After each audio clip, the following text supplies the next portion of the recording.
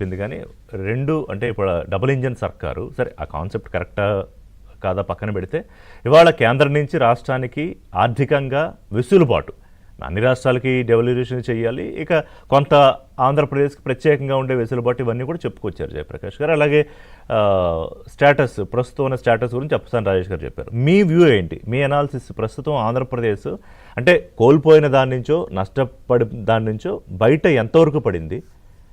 Fast ట్రాక్లో ఇంకా పడాల్సిన అవసరం ఉందా? ఓవరాల్ గా ఆంధ్రప్రదేశ్ రాష్ట్ర తాలూకు ప్రికేరియస్ ఇదేంటంటే దాని తాలూకు బలహీనతగా వచ్చింది ఆర్థికంగా. ఆ రాష్ట్రంలో పరిశ్రమలు పెద్దగా లేవు. ఏ రకంగా సర్వీస్ సెక్టర్ కానీ మ్యానుఫ్యాక్చరింగ్ కానీ పెద్దగా పరిశ్రమలు లేవు. విశాఖపట్నం మినహాయించుకోవడం ప్రభుత్వ రంగ పరిశ్రమలు అనేక ఉన్నాయి, వేరు. కానీ ఓవరాల్ గా పారిశ్రామికీకరణ తక్కువ. ఓకే, వ్యవసాయక రాష్ట్రం, ప్రధానంగా వ్యవసాయక రాష్ట్రం. ఏమవుతుంది, మీకు వ్యవసాయం నుంచి మీకు పన్ను ఆదాయం రాదు. కన్సంప్షన్ ద్వారా వచ్చే ఆదాయం తప్పితే పన్ను ఆదాయంగా రాదు. కన్సంప్షన్ అంటే ప్రజలు ఖర్చు పెట్టుకున్నప్పుడు ఆటోమేటిక్ గా జిఎస్టీ రావాలి. సో ఏ రకంగా చూసుకున్నా రాష్ట్రం ఆరంభంలోనే అదొక బలహీనతగా ఉంది. దాంతో సొంత ఆదాయ వనరు ఏదైతే అంటారో ఎస్ఓటిఆర్ అంటారు, స్టేట్ ఓన్ ట్యాక్స్ రెవెన్యూ అంటారు. అంటే రాష్ట్రానికి సొంతగా ఆదాయం ఎంత జనరేట్ అవుతుంది, కేంద్రం నుంచి పన్నుల వాటాగా వచ్చేది కాకుండా మీకుగా ఎంత ఆదాయం జనరేట్ అవుతుందని చూస్తే దేశంలో లోయెస్ట్ లెవెల్లో ఆంధ్రప్రదేశ్ రాష్ట్రం ఉంది. సుమారుగా 53, 56 రూపాయలు, 100 రూపాయల్లో దాని సొంత ఆదాయం అంతే. ఇది తెలంగాణకి అది సుమారుగా 80 రూపాయలు దాకా ఉంది. హర్యానాకి కూడా 80 రూపాయలు దాకా ఉంది. అంత పెద్ద ఎత్తున వీళ్ళకి సొంత ఆదాయ వనరులు ఉన్నాయి. ఆంధ్రప్రదేశ్ రాష్ట్రానికి సొంత ఆదాయ వనరులు లేవు. దాంతో ఏదర్ మీరు రెవెన్యూ డెఫిసిట్ ఉంటుంది ఖచ్చితంగా. కాబట్టి ఏంటంటే కేంద్ర ప్రభుత్వం నుంచి గ్రాంట్స్ మీద ఆధారపడాలి. అది కాకుంటే అప్పులు చేయాలి. ఇది మొదట్లోనే బిగినింగ్ లోనే ఒక శాపగ్రస్త స్థితి అది. కాబట్టి ఆ స్థితి నుంచి మీకు వచ్చింది ఏంటంటే సరే గతంలో కేంద్రం రాష్ట్రం మధ్య ఉన్నటువంటి సంబంధాలు వేరు, ఇప్పుడు వేరు, అది వేరే విషయం. కానీ ఓవరాల్ గా పెద్దగా కేంద్ర ప్రభుత్వం గతంలో అయితే రాష్ట్రానికి చేసిందని, చాలా ఎక్కువగా చేసిందని నేను అనుకోను. కొన్ని అనేక రకాలుగా నడిచినాయి. అంటే కొంత ఉన్న వ్యక్తిని బట్టి కానివ్వండి, పరిచయాల అంటే వాళ్ళకు ఉన్న సంబంధాల బట్టి, వ్యక్తుల మధ్య సీఎంకి పిఎంకో లేకపోతే సంబంధాల బట్టి కొంత ఎక్కువ నడిచింది. సరే ఈసారి కాస్త వ్యవస్థీకృతం అయింది. ఎందుకంటే మొన్న ఎన్నికల్లో ఒక రకమైనటువంటి ఆధారిత స్థితి అనేది కేంద్రంలో ప్రభుత్వానికి రావడం వల్ల బీజేపీకి అది నితీష్ గారు కానీ ఇక్కడ చంద్రబాబు గారికి కానీ ఖచ్చితంగా ఏంటంటే కలిసి వచ్చినటువంటి ఫ్యాక్టర్. దాన్ని మాక్సిమం యూటిలైజ్ చేసుకుంటారని అనుకుంటున్నాను. దాన్ని క్రమంగానే మాక్సిమం యూటిలైజ్ చేసుకుంటారని. అయితే ఇక్కడ ఏదేమైనా కానీ ఇక్కడ మీరు మాక్సిమం యూటిలైజ్ చేసుకున్నా ఇక్కడ ఓవరాల్ గా వాతావరణంలో ఉన్న అనేక అననుకూలతలు ప్రపంచవ్యాప్తంగా ఆర్థిక వ్యవస్థల్లో ఉన్నాయి. ఈ రోజు ఆర్టిఫిషియల్ ఇంటెలిజెన్స్ లాంటివి వస్తున్నప్పుడు ఐటీ రంగంలో ఉద్యోగాలు తగ్గిపోతున్నాయి. కాబట్టి ఇది 20 ఏళ్ల క్రితం పరిస్థితి కాదు, 30 ఏళ్ల క్రితం పరిస్థితి కాదు. ఓవరాల్ గా వాతావరణం మారింది. జాబ్లెస్ గ్రోత్ అనేది వచ్చింది, ఉపాధి రహిత అభివృద్ధి అనేది. ఇట్లాంటి వాతావరణంలో ఉపాధి కల్పన అనేది పెద్ద ఛాలెంజ్ గా ఉంది. ఏపీ రాష్ట్రానికి కూడా, ఏపీకి కూడా, మిగతా రాష్ట్రాలకు కూడా ఛాలెంజ్ అది, ఏపీకి కూడా ఛాలెంజ్. ఎందుకంటే ఏపీకి సొంత ఆదాయం వనరులు లేకపోవడం, ఇతరత్ర పెట్టుబడులు పెట్టుకునే అవకాశం సొంతగా తక్కువగా ఉంటుంది ఈ చరిత్రలో. ఈ 15 ఏళ్లలో కానీ, ఏదైనా 10 ఏళ్లలో కానీ, 12 ఏళ్లలో కానీ. సో ఓవరాల్ ఇట్లాంటి వాతావరణంలో జాబ్లెస్ గ్రోత్ అనేది రావటం ఇది ప్రపంచంలో అందరికీ సవాలు. అన్ని దేశాలకు సవాలు, అన్ని రాష్ట్రాలకు, దేశంలో అన్ని రాష్ట్రాలకు సవాలు, దేశానికి సవాలు. సో ఇట్లాంటి వాతావరణంలో ఆపరేట్ అయ్యేటప్పుడు ఏమవుతుంది, మీకు అంతకుముందు 100 ఉద్యోగాలు కల్పించాలంటే ఇంత పెట్టుబడి సరిపోయేది. ఈ రోజు అదే 100 ఉద్యోగాలు రావాలంటే చాలా ఎక్కువ పరిశ్రమలు పెట్టాల్సిన, చాలా ఎక్కువ పెట్టుబడి కావాల్సిన. ఎందుకంటే మీరు పెట్టిన పెట్టుబడికి రిలేటివ్ గా వచ్చే ఉద్యోగాల సంఖ్య తగ్గిపోతుంది. సో ఈ ఛాలెంజ్ ఉంది. మీరు ఎంత చేసినా లేనిది మిగిలే ఉంటుంది, చేయనిది మిగిలే ఉంటుంది. ఆ ఛాలెంజ్ ఉంది, అది ఆ ప్రభుత్వం ముందు కూడా ఉంది. సో ఇట్లా తర్వాత ఏంటంటే అప్పుల విషయం చూస్తే మీరు అప్పులు చేయక తప్పని, రెవెన్యూ డెఫిసిట్ మీరు ఫిల్ చేసుకోవాలంటే ఆదాయ లోటు ఉంది. కాబట్టి అప్పులు చేయక తప్పని స్థితి అయితే ఏ ప్రభుత్వానికైనా ఆంధ్రప్రదేశ్ లో ఉంది. ఎవరు ఇద్దరు కానీ, రెండు వైసీపీ టీడీపీ ఒకళ్ళు పరస్పర ఆరోపణ చేసుకున్నా అది. కాకపోతే ఎందుకు ఖర్చు పెడుతున్నారు అప్పులని మీరు ఇందాకే లేవనెత్తిన ప్రశ్న, అప్పులు ఎందుకు ఖర్చు పెడుతున్నారు అనేది ఖచ్చితంగా ఉంటది. సరే నాలాంటి వాళ్ళం ఏంటంటే జనరల్ గా వామపక్ష ఆలోచనల నుంచి వచ్చిన వాళ్ళం సంక్షేమానికి కూడా ప్రాధాన్యత ఉండాలనేది ఎప్పుడు మాట్లాడతాం. అది దాని ప్రకారంగా వాదనలు ఉంటాయి. అయితే మీరన్నట్లుగా నాకు కూడా ఏకీభావం ఉంది. సంక్షేమానికిను ఆ పాపులిజానికి తేడా ఉంది. ఎగ్జాక్ట్లీ.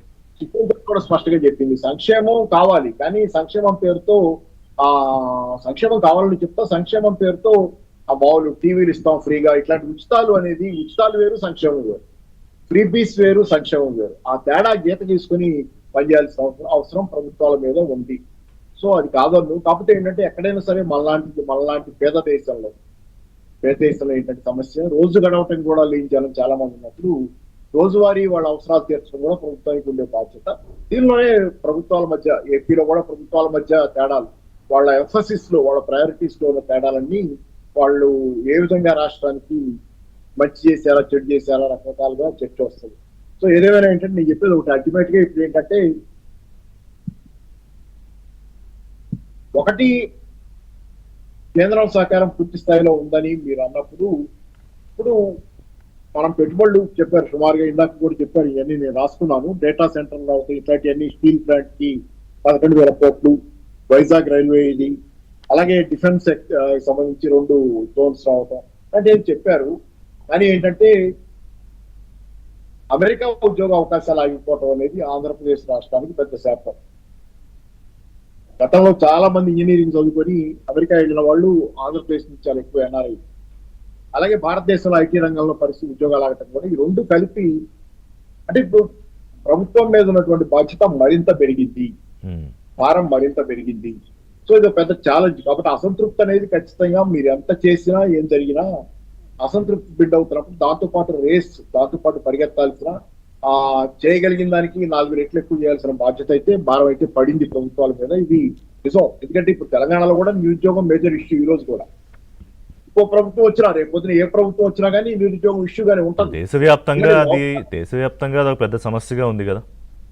ఎందుకంటే రేపు పొద్దున ఎవరు వచ్చినా తెలంగాణలో ఈ ప్రభుత్వం మరి ఇంకో ప్రభుత్వం వచ్చినా, బీఆర్ఎస్ వచ్చినా, అది కూడా చెప్పాలంటే వచ్చినా ఈ సమస్య రిలేటివ్ గా కాస్త తేడాలు ఉంటాయి. కొంతమంది కొంత ఎక్కువ ట్యాకిల్ చేస్తారు, తక్కువ, కానీ సమస్య అయితే ఉంటుంది.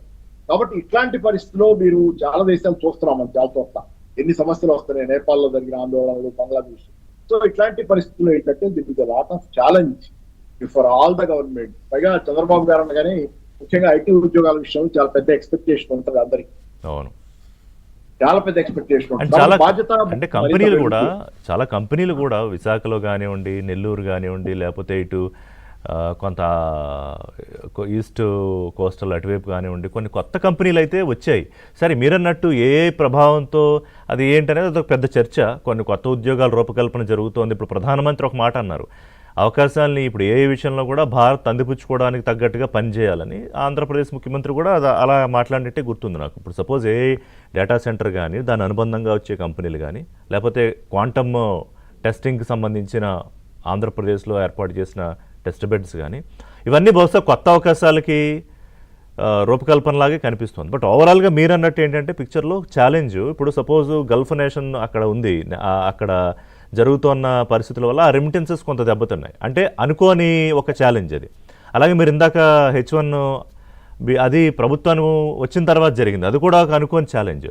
సో ఉన్నవాటితో పాటు ఇలాంటి కొత్త ఛాలెంజెస్ కూడా ఫేస్ చేసుకుంటూ ముందుకెళ్లాల్సిన పరిస్థితుల్లో వాళ్ళ ఆంధ్రప్రదేశ్ ఉంది. ఓవరాల్గా మీ ఇంప్రెషన్ అంటే ఆన్ 1 to 10 స్కేల్ మీద మెజర్ చేయమని అడిగితే నేను ఎక్కడ మీరు పెట్టగలుగుతారు?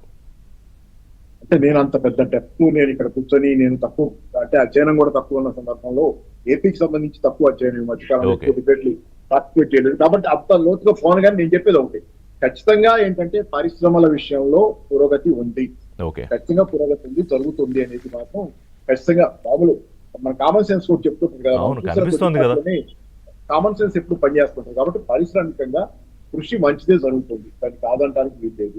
అయితే నేను ప్రత్యేకంగా చెప్పేది ఏంటంటే రెండింటిని బ్యాలెన్స్ చేసుకోవడం కూడా చాలా కష్టము, అవసరం కూడా. వెల్ఫేరు ప్లస్ పారిశ్రామిక పురోగతి. చాలాసార్లు ఏమవుతాయి అంటే ఉన్న డబ్బులు ఏదైతే బడ్జెట్ లో మనం డబ్బులు ఖర్చు పెట్టగలమో ఆ డబ్బులు కొన్ని ఇప్పుడు వెల్ఫేర్ మీద కూడా చాలా పెద్ద ఎత్తున ఖర్చులు పెట్టి గతంలో లాగా చాలా పెద్ద ఇన్ని సంక్షేమ పథకాలు వచ్చిన తర్వాత చాలా ఖర్చు దానికి కూడా ఉంది. కాబట్టి అలాగే సంక్షేమం, క్యాపెక్స్ అభివృద్ధి కోసం పెట్టే ఖర్చు మధ్య బ్యాలెన్స్ అనేది ఎవరికి అంత తేలిక కాదు. ఏ ప్రభుత్వం అయినా, వైసీపీ అయినా టీడీపీ అయినా పెద్ద సవాలే.